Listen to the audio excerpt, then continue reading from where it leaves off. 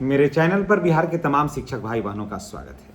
चलिए आज बात करेंगे नियोजित शिक्षकों के कालावधि प्रोन्नति के संबंध में, नियोजित शिक्षकों के वेतन के संबंध में और नियोजित शिक्षकों का जो राष्ट्रीय पुरस्कार है उसके संबंध में कि इसके लिए आवेदन करने का ये पहली बार ऐसा मौका मिलेगा है। तो जितने भी नियोजित शिक्षक भाई बहन हैं उनसे मेरी गुजारिश है कि आप चैनल को सब्सक्राइब करें, बेल आइकन को दबाएं ताकि वीडियो का नोटिफिकेशन आपको मिल सके। सबसे पहले बात करते हैं कालावधि प्रोन्नति का। तो जितने भी नियोजित शिक्षक हैं कालावधि प्रोन्नति के संबंध में कई जिले से लेटर निकल रहे हैं और कई जिलों से लेटर निकलना प्रारंभ भी हो गया है। तो ऐसे में अब सवाल ये उठता है कि एक साथ सारे जिले में लेटर क्यों नहीं निकलता है। तो देखिए, सभी जिलों की कुछ न कुछ अलग अलग परेशानियां होती हैं, पदाधिकारियों का मूड और मिजाज होता है। तो कुछ जगह ऐसे होते हैं जहां पर शिक्षक और ऑफिस के बीच में ऐसा समन्वय रहता है कि बहुत आसानी से वो काम हो जाता है, और कहीं कहीं ऐसे होता है कि वहाँ के पदाधिकारी किसी अन्य काम में उलझे रहते हैं और शिक्षकों की समस्याओं के ऊपर उतना ध्यान नहीं देते हैं।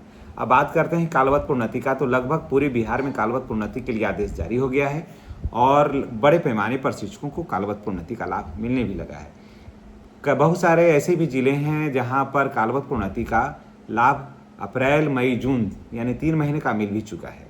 तो इसलिए कालावधि प्रोन्नति की जो समस्याएं थी कि वो एक दिन की नहीं थी, 20 वर्षों तक लगातार संघर्ष के बाद, अथक परिश्रम के बाद नियोजित शिक्षकों को कालावधि प्रोन्नति का मिलने का रास्ता साफ हुआ है।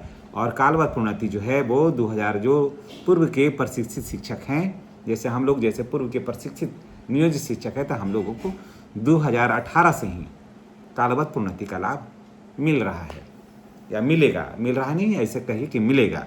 और किसी को 19 में, किसी को 20 में, यानी कि जिनका लास्ट जैसे नियुक्ति तिथि या फिर प्रशिक्षण तिथि जो सबसे बाद की तिथि है वहाँ से 12 वर्ष जहाँ पूरा हो जाता है वहीं से इसका लाभ मिलेगा।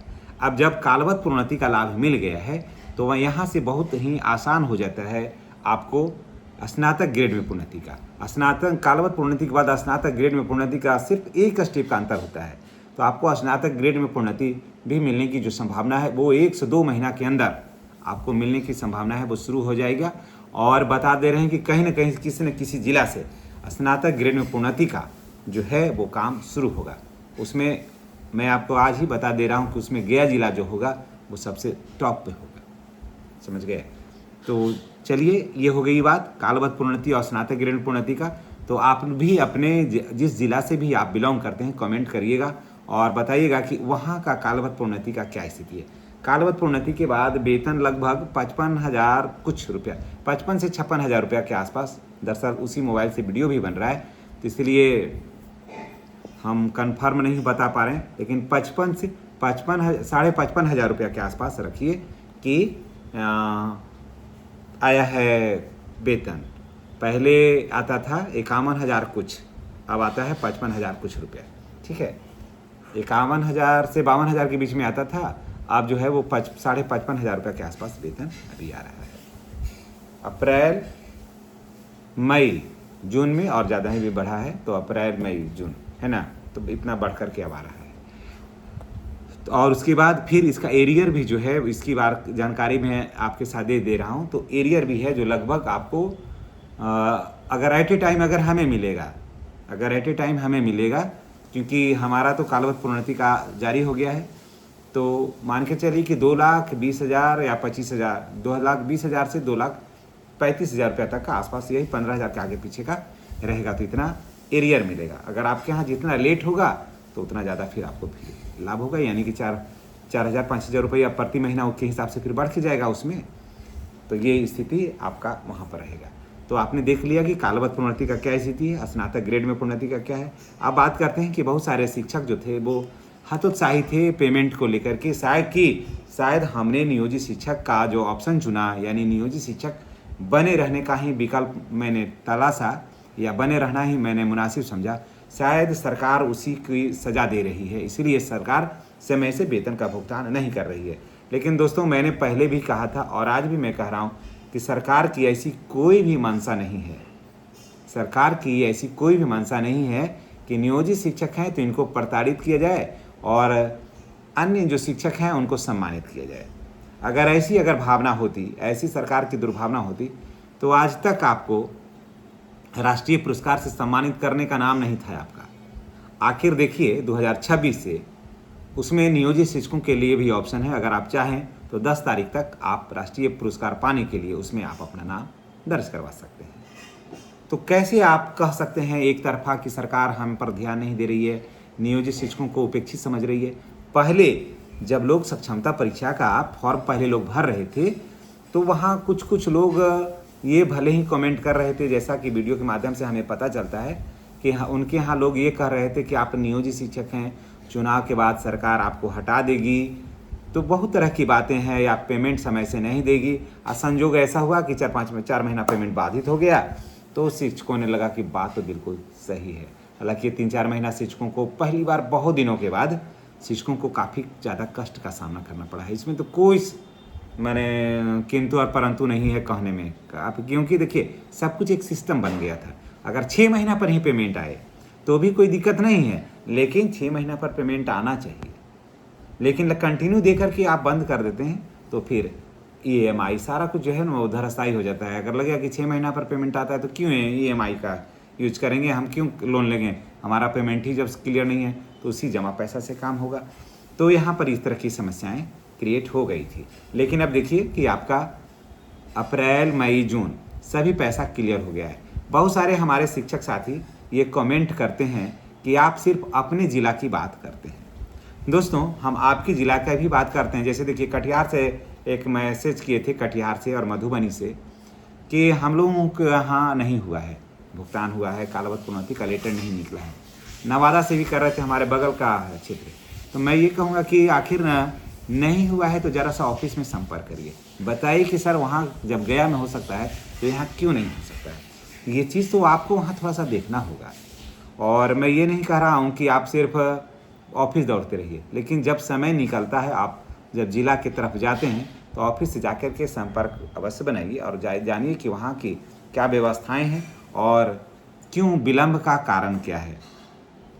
ये सब बातों को जानना चाहिए। तो देखिए हम नियोजित शिक्षक हैं, ठीक है, तो ठीक है हमको NPS का लाभ नहीं मिल रहा है, ये बात सही है कि NPS में लाभ नहीं मिलने से मान के चलिए कि 5-6 हज़ार रुपये का लॉस अभी है। लेकिन एक चीज़ का मलाल हमें भले ही है कि EPF वालों ने घोषणा किया था कि अप्रैल 2026 से EPF में जो है ना वो 7200 रुपया की कटौती होगी, यानी कि अच्छा खासा वृद्धि होगा। लेकिन यानी कि 30,000 जो मूल वेतन है ना उसके आधार पर मान करके मूल वेतन पर कटौती होगा। लेकिन देखो दोस्तों, अब देखिए सरकार जो है ना उद्योगपतियों के ऊपर ज़्यादा मेहरबान दिखती है। मैंने हरियाणा में जो हमारे शिक्षक साथी हैं मैंने उनसे बात किया, क्योंकि यूट्यूब के माध्यम से हम लोग एक दूसरे से कनेक्ट रहते हैं और एक दूसरे से अपनी जानकारियाँ शेयर करते हैं कि हरियाणा में क्या हो रहा है, यहाँ क्या हो रहा है, सब चीज़ें का। फिर उत्तराखंड में भी है, यूपी से भी कनेक्ट हम लोग रहते हैं। तो जो ज़्यादातर जो हिंदी भाषी राज्य हैं वहाँ से, क्योंकि अन्य भाषा को समझने में भी, बातों को समझने में भी थोड़ी कठिनाई होती है। वहाँ का लेटर भी है वो वहीं के क्षेत्रीय भाषा में निकलता है तो दिक्कत होता है, और ये सब जहाँ हिंदी भाषी क्षेत्र हैं वहाँ से ज़्यादा दिक्कत नहीं होती है। तो देखिए वो लोग कह रहे थे कि सरकार जो है ये चाहती है कि अभी जब तक खिंचाता है तब तक खिंचाए, क्योंकि उद्योगपतियों को फिर इसी हिसाब से फिर देना होगा। क्योंकि हम लोग नियोजित शिक्षक और जो प्राइवेट सेक्टर में जो कर्मचारी काम करते हैं दोनों EPF से ही आच्छादित हैं, समझ गए। तो जितना हमारा यहाँ कटता है उतना ही उनका भी वहाँ कटता है, जितना हम लोग के यहाँ कटता है उतना ही उन लोग को भी वहाँ कटता है। तो इससे सरकार चाहती है कि उनके उद्योगपति को ज़्यादा लॉस नहीं हो, इसीलिए जब तक खिंचाता है खिंचाए। तो इससे हम लोगों को तो काफ़ी नुकसान इसमें होता है। अगर वही 7200 रुपया कटता तो ज़्यादा नुकसान यहाँ पर तो नहीं होता। तो खैर छोड़िए, वो सब रोने गाने से फ़ायदा नहीं है। तो चलिए अब अगर आप नियोजित शिक्षक हैं फिर भी आपको किसी तरह की कोई दिक्कत नहीं है। अब बात करते हैं 8वें वेतन के लाभ का। तो 8वें वेतन का लाभ की भी बातें जो है वो नियोजित शिक्षकों के ही पक्ष में रहेगा, आगे भी रहा है, पीछे भी रहा है और आगे भी रहने की संभावना है। तो ऐसे अगर आप नियोजित शिक्षक हैं तो आपको किसी भी तरह का टेंशन नहीं है। और आपको देखिए कालवत प्रोन्नति आपको मिल रहा है ना, स्नातक ग्रेड में प्रोन्नति आपको है। फिर प्रधानाध्यापक के पद पर प्रोन्नति जो है ना वो 1 से 1.5 महीना में बिल्कुल क्लियर हो जाएगा कि प्रधानाध्यापक के पद पर प्रोन्नति है। जो उसकी शुरुआत भी गया से होने वाली है दोस्तों, ये भी मैं आपको बता दे रहा हूँ कि इसकी शुरुआत भी गया से ही होगी। आप ये सोच रहे हैं कि मैं ऐसा क्यों कर रहा हूँ, क्योंकि देखिए गया से ही समिता कुमारी नाम की एक शिक्षिका थी जो हाई कोर्ट की थी, तो उनको 6 सप्ताह के अंदर प्रधानाध्यापक के पद पर प्रोन्नति देने का लेटर जारी हुआ है। तो मैं ऑफिस से इस संबंध में बात भी किया स्थापना में, तो बोला कि लगता है कि मिल जाएगा। अगर ज़्यादा टेट में जाकर के मामले नहीं फंसने हैं तो इनको निश्चित रूप से मिल जाएगा। तो सारा कुछ सुविधाएं तो मिल रहा है, तो इसलिए घबराने की कोई ज़रूरत नहीं है। तो चलिए इसी के साथ हम आपसे विदा लेते हैं। अगर जानकारी अच्छी लगी हो तो वीडियो को अधिक से अधिक शेयर करिएगा, और आपके यहाँ का क्या स्थिति है अपना राय कमेंट बॉक्स में अवश्य डालिएगा। आज हम सभी कमेंटों का जवाब हम निश्चित रूप से देंगे। तो चलिए इसी के साथ हम तमाम सम्मानित भाई बहनों से हम विदा लेते हैं। नेक्स्ट वीडियो में हमारी और आपकी फिर मुलाकात होगी। चैनल पर नए हैं तो चैनल को सब्सक्राइब करना नहीं भूलिएगा। धन्यवाद।